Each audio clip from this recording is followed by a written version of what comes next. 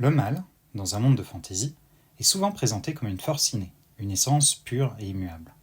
Mais le mal le plus profond n'est-il pas celui qui naît d'une vertu corrompue ? Le plus terrible n'est-il pas le reflet tordu de ce qui aurait pu être grand ? Aujourd'hui, nous explorons l'une des histoires les plus tragiques et les plus fascinantes du vieux monde, celle des nains du chaos. Ils ne sont pas nés du mal, mais sont devenus une antithèse de leur propre race. C'est l'histoire d'une quête vertueuse qui, face à l'abandon et au désespoir, a perverti leurs idéaux les plus sacrés en quelque chose d'infiniment sinistre. Bienvenue sur la première vidéo de cette chaîne. Avec la sortie en précommande des Nains du Chaos ce samedi dans Age of Sigmar, leur lore devrait amener de nouvelles et passionnantes évolutions. Pour démarrer cette chaîne, j'ai donc eu envie de me pencher sur les fondations qui ont défini ce peuple pendant des décennies. Dans cette vidéo, nous allons au-delà d'une simple présentation des Nains du Chaos, les Dawizar. Leur histoire n'est pas une simple chronologie de bataille, mais une étude des choix qui ont façonné leur civilisation. C'est une histoire faite de points de bascule, de décisions qui ont eu des conséquences cataclysmiques, non seulement pour eux, mais aussi pour le vieux monde tout entier. Nous analyserons comment ces moments cruciaux ont transformé leur société en une nation-État hyper industrialisée, fondée sur l'esclavage. Nous allons nous concentrer sur 3 de ces moments, 3 chapitres qui racontent une histoire d'ambition, d'hybris et de trahison. Premièrement, le pacte désespéré qui leur a donné la sorcellerie. Ensuite, la rébellion des orques noirs, une expérience qui a failli détruire leur empire. Et enfin, la malédiction physique qui leur rappelle chaque jour le prix de leur pouvoir.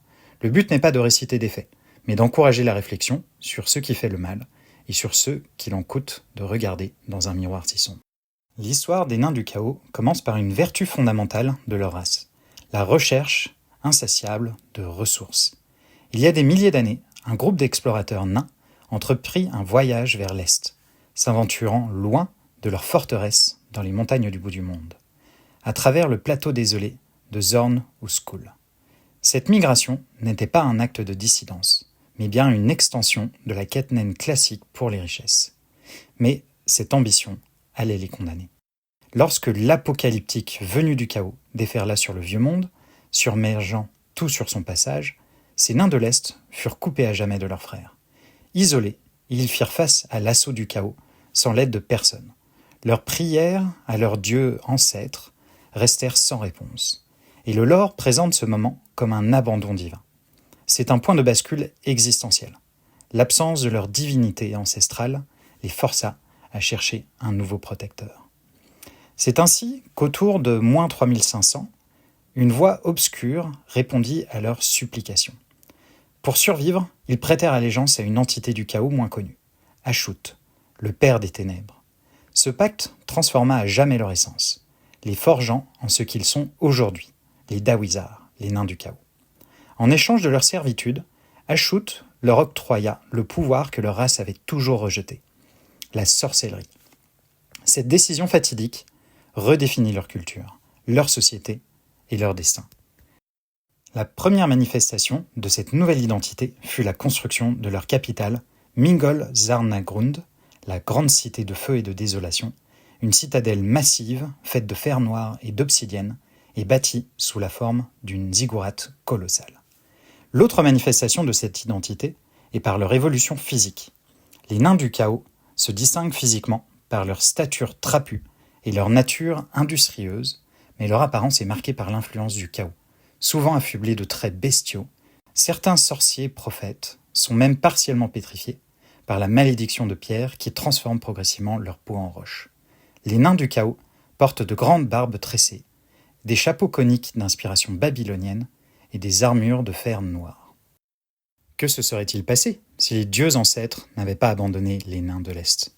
Auraient-ils été transformés en une sorte de forteresse de l'Est, un bastion pur de la race naine ? Le monde aurait-il été plus sûr, ou est-ce que la perte de cet empire nain aurait permis à d'autres forces du mal de prospérer ? Une seule certitude, un monde sans le feu de Zarnagrund est un monde totalement différent.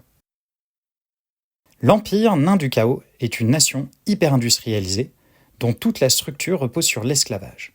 Les peaux vertes, orques, gobelins et hobgoblins, surpassent largement les nains du chaos en nombre et constituent l'épine dorsale de leur main-d'œuvre. Frustrés par le manque de discipline de leurs esclaves, les nains du chaos dans un acte d'hybris suprême, tentèrent de résoudre ce problème avec leur sorcellerie. Vers -150, ils créent les orques noirs, une version plus grande, plus forte et plus disciplinée de l'orque ordinaire. L'intention était de créer une race d'esclaves supérieure, plus efficace au travail et plus fiable au combat. Au départ, l'expérience fut un franc succès.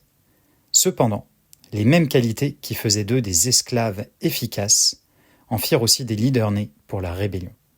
En 50 ans, les orques noirs unirent les autres tribus des peaux vertes et déclenchèrent un soulèvement massif.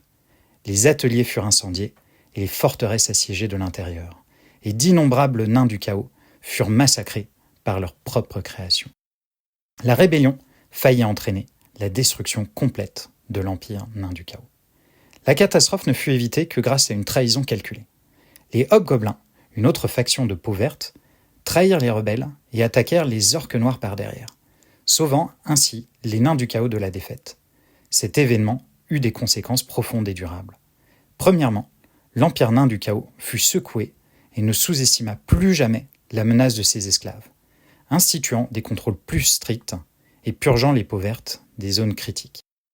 Deuxièmement, les hobgoblins furent récompensés par une élévation de leur statut, devenant les surveillants et des alliés pour les nains du chaos, mais à la fiabilité questionnable. Suite à cette révolte, de nombreux orques noirs s'échappèrent et se réfugièrent dans les montagnes du bout du monde, où ils devinrent les leaders parmi les autres tribus d'orques, comme Grimgor, Ironhide. Ainsi, les nains du chaos créèrent par inadvertance des ennemis supérieurs qui les entraient dans les conflits futurs. En substance, les nains du chaos ont créé un orque supérieur qui allait devenir l'un de leurs plus grands ennemis. C'est ce qui s'est produit à la fin des temps, lorsque les orques noirs de Grimgor ont détruit Zarnagrund. Ainsi, cet acte a modifié l'équilibre des forces entre les peaux vertes et tout le reste du monde dans la région. Le pacte avec Ashut a donné aux nains du chaos un pouvoir immense, mais un coût terrifiant. Contrairement à leurs frères de l'Ouest, qui sont naturellement résistants à la sorcellerie, les nains du chaos qui manient la magie, les forges démons et les prophètes sorciers, sont frappés par une malédiction qui transforme lentement leur corps en pierre. Cette pétrification, qui commence par leurs pieds, est la conséquence directe de l'utilisation d'un pouvoir que leur nature ne devrait pas être en mesure de canaliser. Plus un sorcier est puissant, plus le processus est avancé. Cette malédiction est le symbole de leur marché avec Ashut pour accroître leur pouvoir au prix de l'abandon de leur valeur. Le plus puissant et le plus ancien des prophètes sorciers, Lord Astragoth, main de fer, est l'exemple le plus tragique de ce destin. Une grande partie de son corps, y compris ses mains, s'est transformée en pierre, le forçant à être greffé à une machine à vapeur de son invention pour pouvoir bouger et combattre.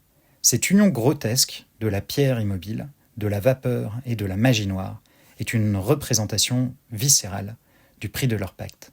Leur immense pouvoir est une épée à double tranchant, qui les consume de l'intérieur, faisant de leur existence un testament du prix de leur quête de puissance. L'histoire des nains du chaos, ou d'Awizar, est une allégorie poignante pour les dangers de l'excès et de l'abandon des valeurs fondamentales. Leurs choix, motivés par la survie, ont perverti toutes leurs vertus traditionnelles, de leur amour de l'artisanat à leur respect de la loi et de l'ordre. Leur civilisation, construite sur les fondations de l'esclavage et un modèle industriel impitoyable, sert de commentaire glacial sur les excès d'une ambition technologique et économique sans limite, rappelant les pires aspects de la révolution industrielle. Leurs machines de guerre, comme le redoutable canon de l'enfer ou le mortier séisme, sont une fusion de technologie, de sorcellerie et de démons liés. Elles symbolisent leur philosophie de soumission totale de la nature et du surnaturel. Les nains du chaos ne sont pas de simples méchants de fantaisie. Ils sont une allégorie complexe et profonde, une exploration des thèmes philosophiques et historiques. Leur histoire est une question posée aux spectateurs. À quel point un peuple peut-il se déformer pour survivre ? Leur tragédie et leur succès nous rappellent que le plus grand pouvoir a souvent un prix terrible et inévitable. Si cette exploration vous donne envie de spéculer sur ce qu'aurait été le vieux monde sans l'allégeance des nains au chaos, faites-le moi savoir dans les commentaires. C'est donc la fin de cette première vidéo de la chaîne. Il s'agit d'une mise à l'eau pour tester le processus de production et j'ai à l'esprit de très nombreuses améliorations à apporter pour les prochaines fois. Comme on dit, quand on veut privilégier l'action et l'apprentissage, mieux vaut fait que parfait. Alors soyez indulgents. Si vous trouvez ce début prometteur, n'hésitez pas à vous abonner et appuyer sur la cloche pour ne manquer aucune des prochaines vidéos. Et préparez-vous, car l'avenir de l'histoire des nains du chaos dans Age of Sigmar sera bientôt dévoilé, et je pense le couvrir dans une prochaine vidéo. Alors sur ce, je vous dis à bientôt pour une prochaine histoire de lore.